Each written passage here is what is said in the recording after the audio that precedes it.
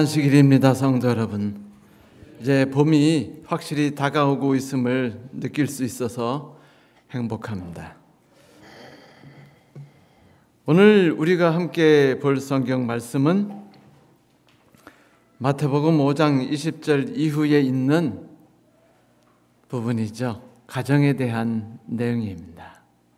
하지만 가정에 대한 말씀을 우리가 함께 나누기 전에 마태복음 5장 20절에 있는 말씀을 다 함께 읽도록 하겠습니다. 왜냐하면 지금 몇 주 동안 계속 다룰 모든 내용은 주제가 하나예요. 더 나은 의에 대한 이야기이죠. 그래서 마태복음 5장 20절에 있는 말씀을 함께 먼저 읽고 그리고 말씀을 시작하도록 하겠습니다.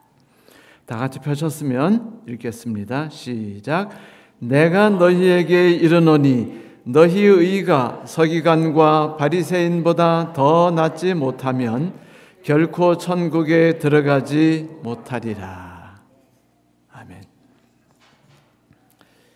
이제 예수께서는 마태복음 5장 27절부터 32절을 통해서 지난주에 우리가 다루었던 내용보다 좀 더 강한 표현으로서 더 나은 의가 어떤 것인지에 대해서 이야기를 하고 계십니다. 간음하지 말라는 계명을 너희가 들었다. 그러나 난 너희에게 말하느니 누구든지 음란한 생각으로 여자를 바라보는 사람은 이미 마음속으로 그 여인과 간음한 것이다. 만일 내 오른쪽 눈이 죄를 짓게 하거든 그 눈을 빼어 던져버리라. 네 몸 전체가 지옥에 던져지는 것보다는 신체 중 하나를 잃는 것이 낫다. 만일 내 오른손이 죄를 짓게 하거든 그 손을 잘라내어 던져라. 내 몸 전체가 지옥에 던져지는 것보다 신체 중 하나를 잃는 것이 낫다. 누구든지 아내와 이혼하는 사람은 이혼 증서를 주어야 한다는 계명을 너희가 들었다. 그러나 내가 너희에게 말한다. 음행한 경우 이외에 자기 아내와 이혼하는 사람은 아내로 하여금 간음하게 하는 것이다. 이혼한 여자와 결혼한 사람도 간음하는 것이다. 예수께서는 정말 강하고 무서운 어조로 지금까지 그리스도인들이 지켜왔던 율법을 준수하는 것이 문제가 심각할 수 있다는 이야기를 해주고 계십니다. 그들의 의보다는 더 나은 의로 우리의 마음을 이끌고 계시며 이끌려고 지금 하시는 그분의 음성을 우리가 들을 수 있죠. 그런데 지난주부터 이번 주 말씀이 좀 더 구체적으로 좀 무섭죠. 다시 말하면 눈을 뽑아버려라. 손을 잘라버려라. 여러분 그 눈에 티눈이 들어가면은 얼마나 아프던가요? 상상할 수 아프죠. 그 다음에 이 손톱 사이로 그 가시가 박히면 또 어때요? 그것도 무시 못하게 아픕니다. 그런데 만약 눈을 뽑아버린다면 그 고통만이 아니라 그 후에 있을 불편함은 또 얼마나 큰 것입니까? 손을 자른다면 그 상상만 해도 고통스럽고 또한 그것이 없는 뒤에 생기는 불편함도 말할 수 없는 것이죠. 그런데도 불구하고 예수께서 말씀하셨으니 이거를 제가 중학교 때 처음 읽었을 때 전 이런 생각을 했어요. 아, 하늘나라 가는 일이 쉽지 않구나. 눈도 뽑아내야 되고 손도 잘라내야 하는 건가? 아, 무섭다. 사실 이 생각이 제일 먼저 들었어요. 근데 재밌게도 성도 여러분, 지금 나오는 더 나은 의에 대한 하나님의 경고, 예수님의 경고가 남자에게 하는 경고인가요? 여자에게 대한 경고인가요? 남자에게 하는 경고였어요. 특이하게도. 왜 남자에게 경고를 하셨을까 한번 고민해 보실 필요는 있습니다. 자, 성도 여러분, 하나님께서는 지금 가정제도를 파기하는 자에 대하여 말씀하시기를 그 이혼 증서를 쓴 그 손을 잘라버리거나 혹은 다른 사람에 대해서 욕심을 품고 탐욕을 가진 사람들을 눈을 뽑아버리라는 이야기란 거예요. 이혼 증서 함부로 쓰지 말라는 겁니다. 아니, 이혼할 생각조차 함부로 하지 말라는 거죠. 아유, 이혼 증서 써서 손 자르는 건 좀 봐줄 만한데 이혼에 대한 생각하면 뇌를 뽑아버려야 되나요? 이건 좀 더 심각한 거지 않습니까? 그죠? 그건 그 자리에서 즉사하는 거니까요. 성도 여러분, 하나님께서는 왜 가정제도를 보호하기 위해서 이렇게도 아주 무섭디 무서운 말들을 사용하셨을까요? 그것은 가정이라는 것이 우리들의 개인의 삶에 끼치는 영향이 너무도 크기 때문이에요.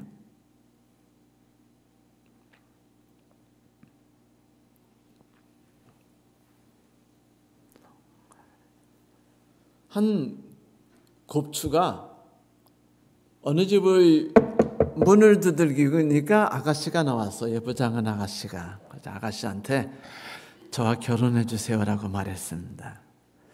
그 아가씨는 이쁘고 몸이 정상이었어요. 그러니 말이 되는 얘기예요. 곱사등이가 와서 결혼하자니까 당연히 노라고 말했죠. 그러자 이 곱사등이가 여인에게 물어요.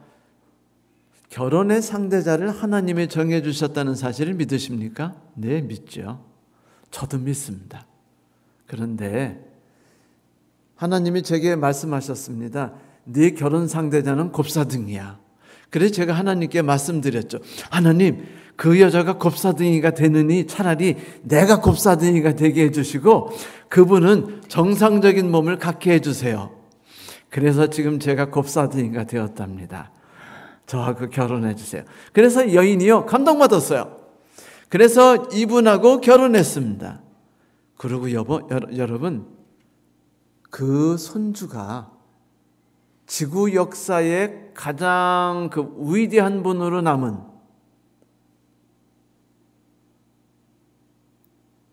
바흐의 할아버지였어요. 위대한 분이 어떻게 해서 나왔는가에 대한 이야기죠. 애정과 사랑, 양보와 희생이라는 것이 그 후손들을 얼마나 가치 있게 만드는지에 대한 짤막한 이야기였습니다. 하나님께서 이런 천국을 만들어낼 수 있으며 모든 사람들에게 행복을 줄 수 있는 가정이 파괴되기를 원하실까요? 아니요, 그렇지 않습니다. 저는 개인적으로 하나님께서 남자와 여자를 다른 구조로 만드셨다는 것에 대해서 그 중요한 이유는 서로가 상대방의 약점을 감당하고 상대방의 약점을 내 장점으로 덮어주면서 서로 이해하고 그리고 다양성이라는 것과 조화라는 것이 충분히 꼽힐 수 있도록 하기 위해서 그렇게 만드셨다고 생각합니다. 제가 지난주에 여자분들이 남자분보다 뛰어난 점이 너무 많다고 말씀드렸죠? 반면에, 아멘이요? 네, 아멘. 반면에 남자가 여자보다 강한 장점을 갖고 있는 게 또 있어요. 그건 뭐냐면 한 가지로 깊숙하게 판다는 겁니다. 여러분, 남자는 늑대, 여자는 여우라고 말한 이유는요, 여우는 그 길을 가면서 뒤에 있으면 도망갈 때 뒤를 훌쩍거리고 보고 훌쩍거리고 보는 게 꼭 그 뒤로 가면서 나 좀 봐 하고 가는 그 꼬시는 여자처럼 가기 때문이에요. 반면에 늑대는 좌우나 뒤를 돌아보지 않고 목표가 있으면 그냥 무식하게 그냥 내달려 쳐서 그것만 그 사정없이 향해 달리고 온 힘을 다하기 때문입니다. 남자 역시 한 가지 생각을 하면 거기에 몰두해요. 우리 집사람이 저한테 이런 얘기했어요. 그런 식으로 설교하려고 시간을 그래 일주일에 그 끝없는 시간을 가정을 파괴하면서 책상에 앉아 있는겨? 당신은 이기주의자야라고 말해서 제가 얼마나 부끄러웠는지 몰라요. 무슨 얘기냐면 대단치 않은 설교를 가지고서 왜 준비를 하면은 가정의 모든 것을 전혀 신경 쓰지 않은 채 오직 책상에 앉아가지고 책 보고 설교 만들고 책 보고 설교 만드는데 몰빵하느냐 이거예요. 그래요. 그게 남자입니다. 남자는요, 하나만 드립다 파요. 그런 장점만이 아니라 남자 갖고 있는 또 하나 장점 뭐냐면 육체적으로 여자보다 더 강하다는 거죠. 다시 말하면 육체적인 일을 하고 가정을 보호하는 데 있어서 최적화된 몸을 갖고 있다는 것이에요. 보호하고 둘러서 뜰을 만들어주는, 그래서 가정에 있는 사람들이 안전함과 편안함을 느낄 수 있도록 하기 위해서 만들어진 아주 최적화된 육체예요. 그런데 에베소서 5장 25절부터 28절에 우리가 최근에 몇 번 봤지만 그 내용을 보면은 이 능력을 가진 남자의 의무는요, 자신들의 아내들이 하나님 앞에서 거룩하고 흠이 없고 완전하게 되도록 하기 위해서 사랑하고 목숨을 던져서 보호하도록 요구하고 있습니다. 그것을 복종이라고 말했죠. 남자가 하는 복종은 아내를 위해서, 아내의 잘 되는 걸 위해 자기 생명도 아낌없이 바쳐야 된다는 거예요. 생명을 바친다는 건 시간을 바친다는 겁니까? 생명을 바친다는 건 마음도 바친다는 건가요? 생명을 바친다는 건 내 아까운 시간이나 내 노력도 아낌없이 바친다는 걸 말하는 것이죠. 네, 마치 강하신 그리스도께서 우리를 사랑하시고 보호하셔서 흠이 없도록 하시고 거룩한 사람으로 하늘에 들어갈 수 있도록 하기 위해 당신의 목숨을 몽땅 바치신 것처럼, 그렇게 남자들이 자기의 책임을 다해서 가족을 위해서 책임을 다해 일하다 보면은 스스로 그리스도를 닮은 연습을 하게 되고, 그렇게 함으로 신앙에 있어서 성장을 하게 되는 거예요. 남자는 가정을 통해서 하나님을 맛봅니다. 남자는 가정을 통해서 구원을 경험해요. 그래서 하나님께서는 남자에게 책임감이라는 이야기를 끝없이 하셨습니다. 창세기 2장에도 책임감에 대해서, 창세기 3장에도 책임감에 대해서. 물론 제가 말씀드렸지만 남자는 여자와 다르게 어떤 정신이 약하다고 그랬죠? 책임감이 여자에 비해서 약하다는 이야기를 했어요. 그러므로 하나님이 가정을 주신 것은 남성에게 책임감을 통해서 하나님을 경험하고 구원을 경험하며 그리고 천국에 갈 수 있도록 해주신 중요한 장치입니다. 그런데 만약 이 하나님이 주신 이 가정제도가 엉망진창이 되어버리면 어떻게 될까요? 그것은 남자에게 있어서 무슨 길이 막혀버린다는 것이죠? 그건 이거와 같아요. 피가 혈관을 따라 흐르는데 혈관에 뭐가 이렇게 찌꺼기 껴가지고 막혀가지고 피가 흐르지 않아가지고 이게 썩어가는 것을 말하는 거예요. 가정이 파괴되면 남자의 모든 하나님께 향할 수 있는 구원의 방편들의 가장 중요한 부분들이 막혀버리는 겁니다. 이거는 상당히 심각한 것이에요. 남자는 전심을 다해 사랑하고 보호하는 것을 해야 돼요. 안타깝게도 아담은 여기에서 실패했었죠. 우리가 언뜻 보면 지구에 죄를 가져온 사람은 하와처럼 보이지만 여러분, 실상 지구에 죄를 가져오는데 진짜 뒤에서 암암리의 역할을 한 것은요, 남편 아담이었어요. 아내에 대한 책임감을 다하지 않았기 때문이었습니다. 하와는 인간의 본질에 대한 갈등을 속에서 죄를 저질렀다면 아내는 누군가를 격려하고 누군가에 대해 관심을 가지고 누군가를 보호하는 일을 게을리했다는 것이죠. 그것이 죄였어요. 하나님에 대한 죄를 저지른 아내와 인간에 대한 죄를 저지른 남편에 대해서 누가 더 큰 죄를 저질렀다고 생각할 수 있습니까? 똑같아요. 십계명은 첫 번째 부분을 어긴 것이나 두 번째 부분을 어긴 것이나 동일한 죄를 지은 거로 보기 때문입니다. 그러므로 하나님께서는 창세기 3장을 통해서 아담에게 넌 이제부터 책임감을 가지고 아내를 보호하고 구원하는 일에 내 목숨을 바쳐라 라고 말씀하셨어요. 이렇게 해서 가정이 형성됐습니다. 그러므로 예수 그리스도께서 오늘 우리에게 지금 말씀하시는 건 뭐냐면 가정 파괴범은 어떻게 하겠다? 구원받을 생각을 포기해라 라고 말한 것입니다. 김홍식 씨의 우리에게 가장 소중한 것은 이라는 책이 있는데 거기에 이런 글이 있어요. 가족을 위해 희생할 줄 모르는 사람은 누구와도 바른 관계를 맺을 수 없습니다. 가족보다 다른 것을 소중히 여기는 사람은 결코 성공할 수 없는 사람입니다. 그에게는 행복이란 없습니다. 가족을 떠난 행복은 착각일 뿐입니다. 가족을 외면하는 사람은 세상 어느 곳에도 환영받을 수 없습니다. 가족은 세상의 기초니까요. 참 성경에 딱 맞는 말씀이시죠? 네. 이제 예수께서 하시는 말씀을 우리가 귀를 기울여 들어봅시다. 예수께서는 제일 먼저 욕심을 거미나 뱀처럼 무서워하라고 명령하십니다. 뭐라고요? 욕심을 거미나 뱀처럼 무서워하라.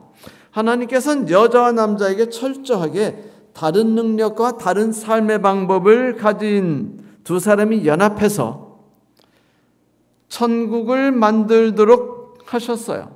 그런데 여기서 음욕을 품는 자를 예수께서 제일 먼저 말씀하십니다. 여기서 음욕을 품는다는 말이 무엇인가? 음욕을 품는다는 말은요, 욕구하다, 갈망하다, 원하다, 탐내다예요. 다시 말하면 내 것이 아닌 것을 간절히 탐내는 겁니다. 이렇게 살아보니까 아내가 하는 짓이 마음에 안 들어요. 아내하고 있으면 행복하지 않아요. 그리고 아내는 모양도 이쁘지 않아가지고 그 아내를 보면은 뭐 품고 싶은 생각도 들지 않습니다. 그냥 마음이 다 사그러들어요. 그런데 그러다 보니까 가정을 위해 열심히 일하는 저 여자, 그리고 몸매도 뛰어난 저 여자, 태도도 아주 그냥 애교스럽고 교양 있는 저 여자를 보면은 어떤 생각이 들어요?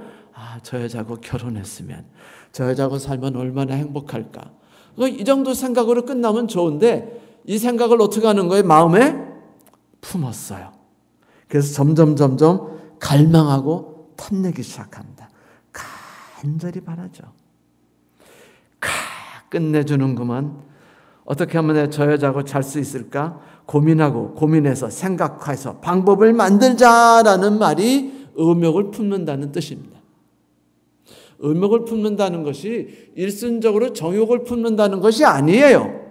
여기서 음욕을 품는다는 건 마음속에 깊이 담아가지고 구체적으로 난 내 아내가 마음에 들지 않아. 나는 다른 여자, 행복을 갖고 있는 저 여자를 탐하고 싶어. 왜? 저 여자하고 결혼하면 삶에 의욕이 생길 것 같아. 내 가정이 행복할 것 같아. 잘못은 누구예요? 내가 아니라 예편녀가 된 거예요. 이런 남편은요, 지금 그 본래부터 자기 책임을 다하지 않았기 때문에 무너지고 있는 가정에 대한 죄책감이 없이 그 해결을 어디 두고 있는 겁니까? 다른 여자. 근데 재밌게도 여기서 여자를 보고 음욕을 품지 말라고 할 때 여자가요, 아가씨를 보고 말하는 게 아니었어요.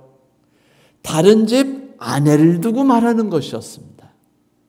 그러니까 가정생활 잘하고 매력적이고 행복하게 가정을 꾸미는 다른 여자, 보기만 해도 남편이 딴짓 안 하고 술 안 퍼마시고 후닥닥 일만 끝나면 남친구들이 야, 한 잔 꺾으러 갈래? 그러면 안 돼. 난 무조건 집으로 갈 거야 라고 뛰어가는데 아내에게 뭐 발라놓은 꿀이 있나라고 생각되는 그런 여자를 보고 난 저 여자하고 살아야 되는데 왜 내가 이런 여자하고 살게 됐을까? 하느님이 내게 재앙을 주셨구나라고 생각하고 그 여자하고 어떻게 하면 살 수 있을까를 고민하고 생각하고 방안을 짜는 것이 죄라는 것입니다. 이건 정말 무서운 죄라는 것이에요. 탐욕을 계속해서 품지 말라고 성경은 계속해서 이야기합니다. 십계명의 맨 마지막이 어떤 말씀이죠? 탐욕을 품지 말아요. 탐욕을 계속해서 마음에 품으면 탐욕은 결국 나 자신과 나의 가정과 이웃의 가정을 다 파괴하기 때문에. 그러면 내가 음욕이라는 것, 갈망하고 탐내고 계획한 생각을 가졌을 때 그것은 내 가정을 파괴했어요. 내 아내가 그런 마음을 이해할까요? 안 할까요? 느낄까요? 안 느낄까요? 느껴요. 불행합니다. 그리고 내가 품은 계획으로 인해서 누군가의 가정도 불행해지는 거예요. 그러므로 내 행동으로 인해서 두 가정이 파괴됐고 두 가정 부부만이 아니라 자녀들도 파괴됐으니 이것이 얼마나 무서운가입니다. 탐욕은 우리 자신을 파괴시키는 최고로 무서운 도구이죠. 이래서 하나님께서 탐내지 말라라고 말씀하셨습니다. 탐욕과 시기에 대한 재미있는 말을 클라크라는 분이 하셨는데 두 사람이 있어요. 한 사람은 탐심이 있고 한 사람은 시심이 있는 사람입니다. 그런데 하나님이 두 사람에게 이렇게 말했어요. 너희 중에 누구든지 내게 청구하는 사람에게 내가 그것에 주겠다. 그런데 먼저 청구하는 사람에게 그걸 주고 청구하지 않은 사람에겐 2배를 주마. 그랬더니 탐심이 가득한 사람이 요청을 안 하고 옆에 사람이 그 청구하기를 간절히 소망했어요. 그러니까 식심이 많은 사람이 그걸 딱 보니까 꼬락서니가 보기 싫은 겁니다. 그래서 하나님께 이렇게 구해요. 하나님, 제 눈 한 짝을 빼주세요. 내 눈 한 짝을 빼면은 탐심이 많은 사람은 어떻게 되죠? 눈 2짝이 뽑히는 거예요. 이게 그 우스갯소리로 탐심과 시샘이라는 것이 만났을 때 얼마나 큰 그 재앙을 가져다 주는가를 이야기하고 있죠. 성도 여러분, 절대로 내가 있는 내 가정, 하나님이 내게 주신 내 가정에서 만족을 찾는 데 최선을 다하십시오. 만약 내가 나의 최선을 다하지 않아서 가정이 불행해지고 그래서 이것이 아내의 책임이라고 생각하거나 남편의 책임이라고 생각해서 하나님이 내게 저주를 주셨나? 왜 내가 저 왼수 덩어리하고 살아야지라는 생각이 자꾸 빠지면 빠질수록 우리는 누군가 다른 사람의 것을 훔치고자 하는 생각이 들기 시작합니다. 가난한 사람은요, 부자를 보면 어떤 생각이 들죠? 억울해요. 분해요. 뺏고 싶어요. 그래서 자꾸 나라에서 어떤 법 만들면 좋아요? 부자 재산 다 뺏어가지고 우리에게 다 나눠주면 하는 생각을 이빠이 하게 됩니다. 이게 탐심이에요. 내가 있는 곳이 없다고 생각하고 모자라다고 생각하고 부족하다고 생각되는 것이 죄입니다. 하나님이 주신 나의 삶이에요. 여기서 만족하고 하나님이 주신 뜻 안에서 살아가려고 노력하며 여기서 지혜를 배우고 하나님이 이끄신 속에서 축복을 찾으려고 노력해야죠. 그저 행복이라는 것이 내 노력에 의해서 우리 함께하는 노력에 의해서 만들어낸 것이 아니라 내가 무언가를 뺏거나 취해서 얻어지는 것이라고 생각할 때 여러분 이거는 단지 누군가의 가정을 파괴하는 것만이 아니라 하나님께서 지구에 주신 가장 위대한 제도 3가지, 가정제도, 노동제도, 안식일제도, 이 3가지 중에 가장 위대한 신성한 가정제도를요 무너뜨린 겁니다. 이거는요 무모한 도전이며 커다란 죄예요. 신성한 가정을 만드신 하나님에 대한 거친 도전입니다. 가정이란 게 뭐예요? 하나님께서 사랑하신 인류에게 가장 큰 행복을 주기 위해서 만드신 특별한 제도 아닙니까? 그러므로 여인에 대해서, 다른 집 여인에 대해서, 다른 집 아내에 대해서 욕심을 지속해서 품는 건 하나님이 가장 보기 싫어하는 사람이니까 가정 파괴범입니다. 하나님께서 이들의 죄를 용서하시거나 눈 감아주실 것이라고 결코 생각하지 마십시오. 이것은 하나님의 선의에 대한 도전이었어요. 이것은 정의에 대한 도전입니다. 하나님이 만드시려는 더 나은 세상에 대한 도전입니다. 퍼붓는 하나님의 분노가 그들에게 임할 때 그들이 가질 공포와 두려움과 절망이 얼마나 큰 것인지 그들이 지금 안다면 얼마나 좋을까요? 사랑하는 성도 여러분, 우리가 그런 죄를 저지르지 않게 되기를 간절히 소망합니다. 중요한 건 다른 사람이 가진 다른 사람이 가진 아내, 이것을 바라보는 게 문제가 아니에요. 중요한 건 이겁니다. 내가 왜 내 가정 속에서 행복을 만끽하지 못하냐는 것이죠. 거기서 문제가 시작된 것이니까요.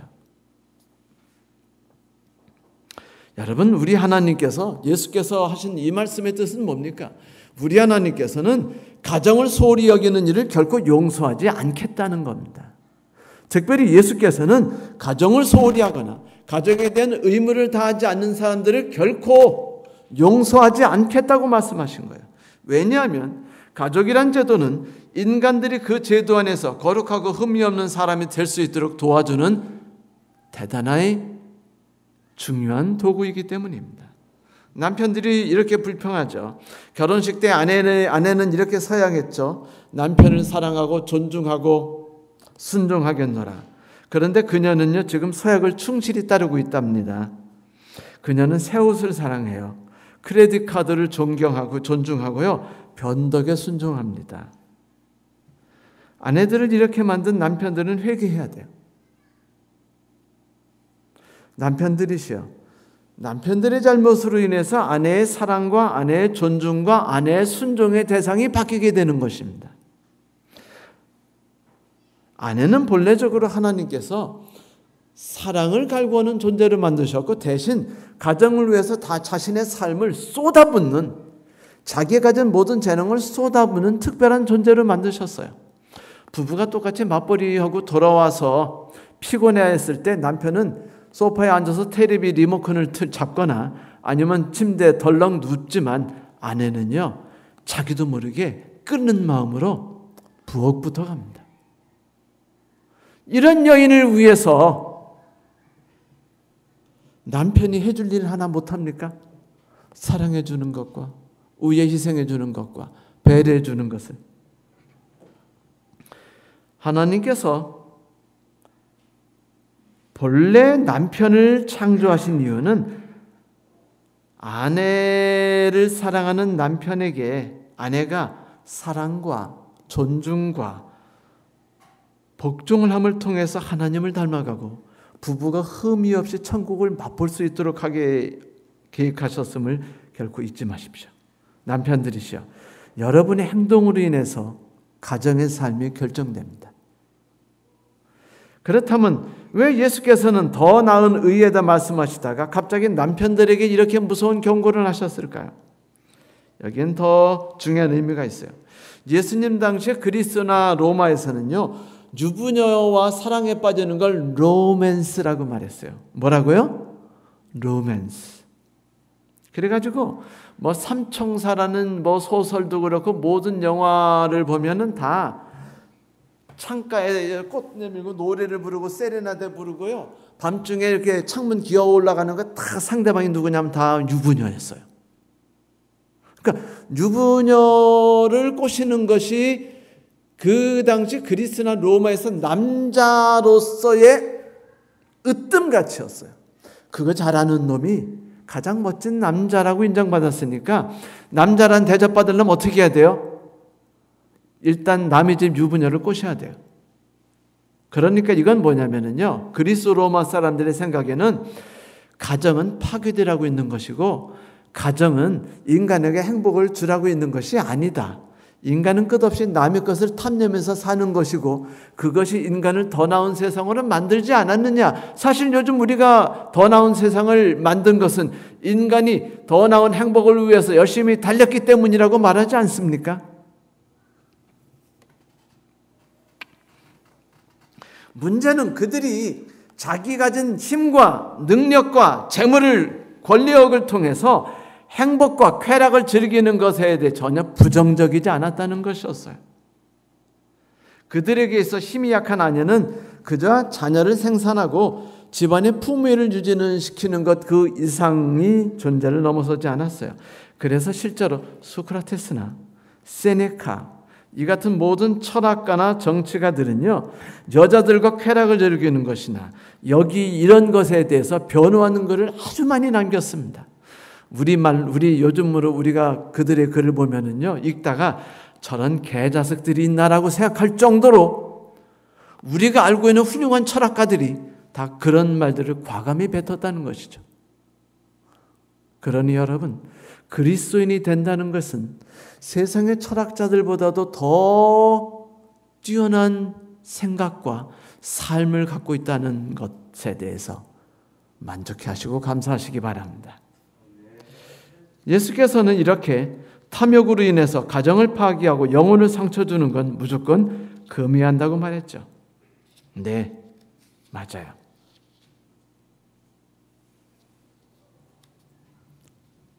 이제 우리는 사람들이 왜 내 아내가 아니고 다른 여자, 다른 집 아내에 대해서 욕심을 품게 될까에 대해서 그 원인에 대해서 두 가지를 살펴보도록 하겠습니다. 첫 번째는 감정이에요. 정서라는 것, 사랑이라는 감정이죠.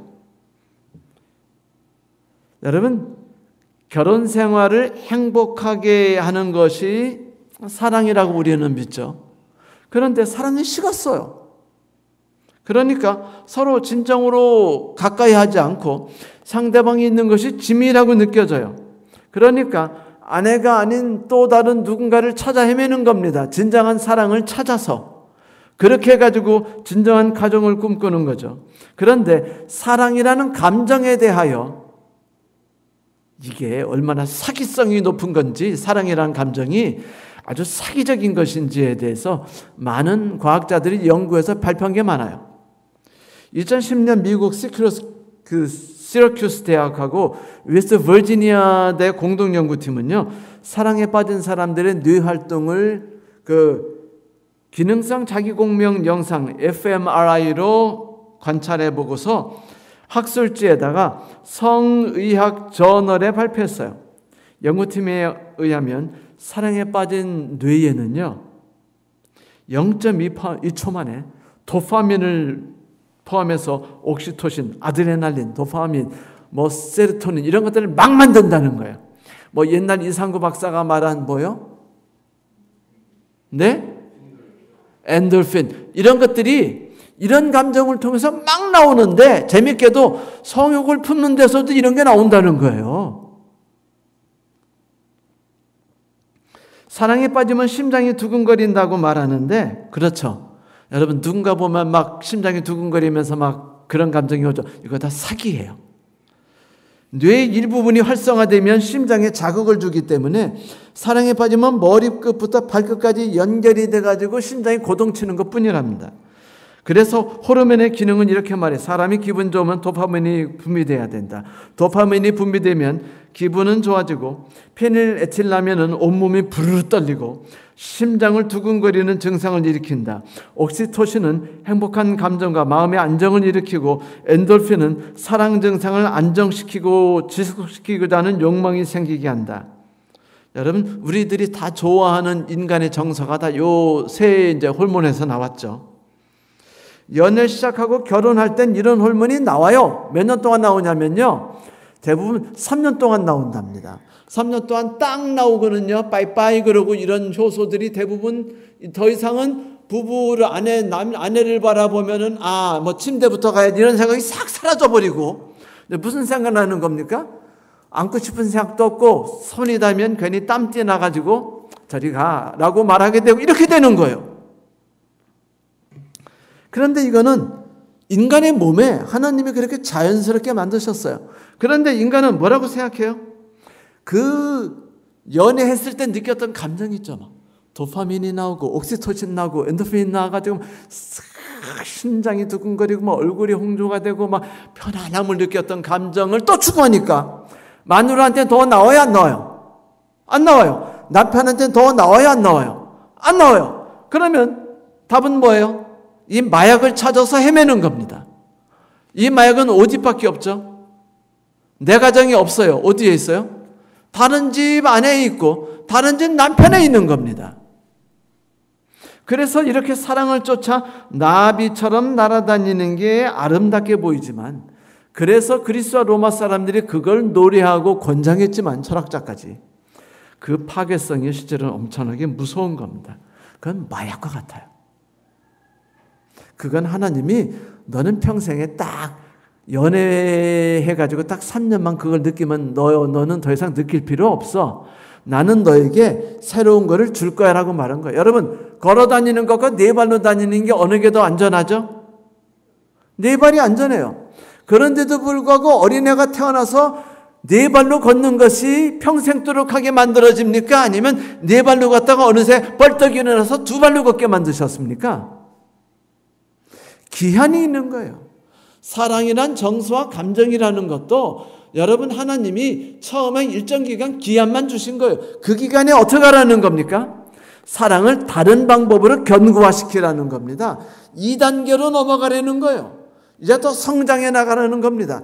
이제부터는 그 감정과 그 정서에 의지해서 가정을 천국으로 만드는 것이 아니라 그거는 처음에 불쏘시개에 불과하니까 이제부터 본격적으로 가정을 행복하게 만들기 위해서 사랑과 희생과 배려와 관심을 가지고 노력을 가하라. 그렇게 하면 그 사랑이 불쏘시개가 돼서 너희 가정을 천국으로 만들 것이다 라고 한 것이었죠. 그런데 왜 처음에 받았던 3년에 그렇게 목을 매다는 거냐는 겁니다. 끝까지 아기가 되려는 거예요. 끝까지 네 발로 걷고 싶은 겁니까? 그건 저주예요. 여러분, 애들만 그렇게 하는 겁니다. 애들만 과자 먹으면서 이빨 썩는지 안 썩는지 신경 안 쓰고 살아가는 거죠. 장성에서까지 그렇게 하는 건 바보고 어리석은 사람이며 그런 삶은 자기만이 아니라 주변의 모든 것을 파괴하게 되어 있습니다. 절대로. 그래서는 안 돼요. 재밌게도 이 약물에 중독되면은요, 이제부터는 그 약물이 도파민 신호를 독점하기 시작한대요. 그렇게 되면 도파민 신호가 제대로 작동하지 못하고요. 그러면요, 이제부터는 가족에 대한 애착이 식어져 갑니다. 자기 자녀에 대한 애착도가 떨어지고요. 그래서 애를 낳으면 처음에 아빠가 행복하고 건강하게 만들어주지만 문제는 그것이 지속돼서 그 자극이 인간에게 오는 것은 건강하지 않다는 것이죠. 그걸 탐닉하다 보면 오히려 인간이 더 파괴된다고 말한 것입니다. 탐닉하지 마세요. 그 쾌락이 우리를 한때 행복하게 했다고 해서 거기에 탐닉하지 마십시오. 그거는 잠시를 위해서 주신 하나님의 선물이었지, 그것이 우리를 일시적으로는 도움이 되지만 계속된 지속된 삶에는 우리에게 해를 준다는 것을 결코 잊지 마시기 바랍니다. 식욕이 없을 때 떡볶이 먹는 거죠. 떡볶이 먹어서 행복했다고 계속 떡볶이를 먹어야 될 겁니까? 아침, 점심, 저녁? 그건 불행이에요. 자, 자극적 방법을 통해서 탐욕이나 탐닉이나 쾌락을 통해서가 아니고 이타적이고 희생적이고 협력적이고 지속적이고 완만한 사랑을 통해서 흘러가는 삶을 살아갈 때 인간에게는 정상적인 호르몬들이 일상생활에서 정상적인 관계 속에서만 나오게 돼요. 아까 말했던 그런 것들이. 그러므로 어떤 여자를 바라보고 추구함을 통해서 그 세 가지 호르몬을 땡겨 쓰려고 하지 마십시오. 이제 다른 데서 일상생활에서 희생을 통해서 봉사를 통해서 양보를 통해서 배려를 통해서 자연스럽게 이곳에서 조금 저곳에서 조금 얻어서 균형된 정신을 갖게 되기를 소망합니다. 이제 예수께서는 이 말씀을 하신 다음에 법에 대한 이야기를 해요. 여러분, 그 사기꾼들이 제일 잘하는 말이 뭔지 아세요? 1등으로 하는 말이 뭔지 아십니까? 법대로 하라 합니다. 법대로 하라고 하는 놈들은요, 다 나쁜 놈들이에요. 한결같이. 그런데 예수께서는 지금 법에 대한 이야기를 하고 계십니다. 이 로마 사람들과 마찬가지로 그 당시 이스라엘 사람들도 이제 탐심을 품었어요. 아까 말한 음욕이라고 해석된 탐심. 내 아내가 아니라 내 아내에 대한 감정은 다 식어버렸고 다른 집 아내에 대한 욕심을 품고 계획을 가지고 그걸 얻으려고 애쓰는 그런 못되고 무식하고 바보 같은 남자. 이 남자가 저 여자를 이제 얻을 방법을 다 꾸며냈어요. 성공했어요. 이제 할 일이 뭐죠? 뭐만 하면 돼요? 합법적으로? 마누라하고 이혼만 하면 되는 겁니다. 그래서 로마에서나 당시 이스라엘에서는 무슨 법이 나왔냐면 모세가 말했던 법을 이용했어요. 뭐냐면 아내가 간음했을 때는 뭐하라? 이혼증서를 써줘라. 그러니까 이혼증서에서 간음한다는 게 뭐냐? 성실을 다하지 않은 것이다. 뭐 이렇게 각자지 만들어가지고 아내가 마음에 들지 않으면은 이혼장을 써서 이혼해라 라고 말해요. 그리고 나는 모세법을 따랐으니까 잘못한 게 뭐 있어? 법대로 해라고 말합니다. 여러분, 법대로 해가지고 얻어진 결과는요, 가정이 파괴된 거예요. 불행에 빠진 아내이고 불행에 빠진 자녀들입니다. 법대로 해가지고 더 나은 세상이 만들어지던가요? 절대로. 지구상에 만들어진 수많은 법들, 요즘에도 국회의원들이 끝없이 법 만들려고 하는데 그 법들이 하나같이 한결도 같이 인간을 행복하게 만드는 사례가 없습니다. 더 나은 세상으로 절대로 만들지 못해요. 뭐가 안 되면? 그러니까 이혼장을 쓰는데 신경 쓰지 말라는 거예요. 난 10계명을 지켰어. 이혼장 써줬잖아. 이것이 중심이 아니라는 겁니다. 짐바브웨 공원에 살면서 많은 사랑을 받던 그 13살 난 세슬리라는 숫사자가 살해당했어요. 미국 시민은 팔마라는 사람이 공원 관리원을 꼬셔가지고 세슬을 공원 밖으로 유인한 다음에 활로 쏴서 그 사자를 잡은 겁니다. 그래서 짐바브웨 야생동물 보호단체가 이 미국 시민 월터 제임스 팔머가 13살 난 숫사자 세슬을 죽이기 위해서 $50,000를 지불했다고 고발하고 이 사람에 대해서 노골적으로 전 세계에 퍼뜨렸어요. 악행을. 수많은 사람들이 분노했고요. 수많은 사람들이 팔머를 정죄했습니다. 그런데 많은 사람들이 분노했을 때 팔머가 뭐라고 했는 줄 아세요? 나는 법대로 했습니다. 나는 전문적인 가이드를 고용했고 그들은 모든 허가를 취득했습니다. 내가 아는 한 이번 여행에 관한 모든 것은 합법적이었고 적절하게 처리됐습니다. 그 사자가 지역의 사랑을 받는 명물이며 연구팀의 연구 대상이었던 사실은 사냥이 끝날 때까지 알지 못했습니다. 나는 합법적 사냥을 위해서 현지 전문 가이드의 전문성에 의존했지요. 끝났어요. 법이 범죄를 덮어버린 거예요.